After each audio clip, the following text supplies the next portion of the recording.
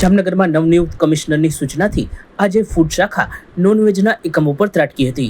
Defence colony આસપાસના વિસ્તારોમાં checking હાથ ધરવામાં આવ્યું હતું, જે પૈકી 2 પેઢીને સીલ મારી દેવામાં આવતા નોનવેજના ધંધાર્થીઓમાં ફફડાટ વ્યાપી ગયો છે. આજરોજ માન્ય કમિશનરશ્રીની સૂચના અન્વયે જામનગર મહાનગરપાલિકાના ડિફેન્સ કોલોની તેમજ મહાકાળી સર્કલના વિસ્તારમાં આવેલ નોનવેજ વેચાણ કરતા ખાસ કરીને મીટ અને ચિકનનું વેચાણ કરતી સંસ્થાનોમાં આજરોજ ચેકિંગ કરવામાં આવે. ચેકિંગ દરમિયાન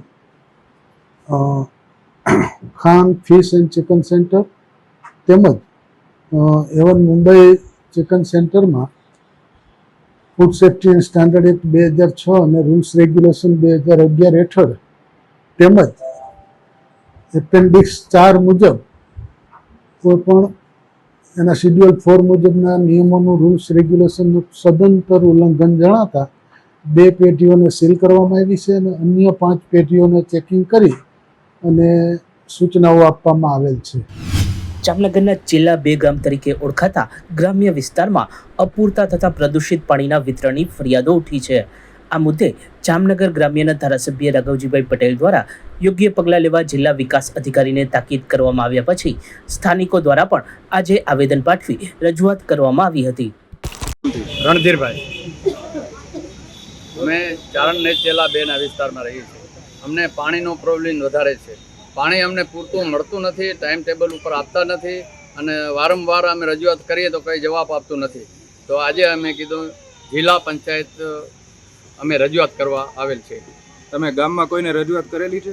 ગામમાં અમે સરપંચને કરેલી હોય કે પાણી છોડતા હોય એને કરેલી, તો એ લોકો એમ કે અમે પાણી છોડીએ છીએ પણ પાણી આવતું નથી, ખોટું બોલે છે. કેટલા લોકોની વસ્તી છે?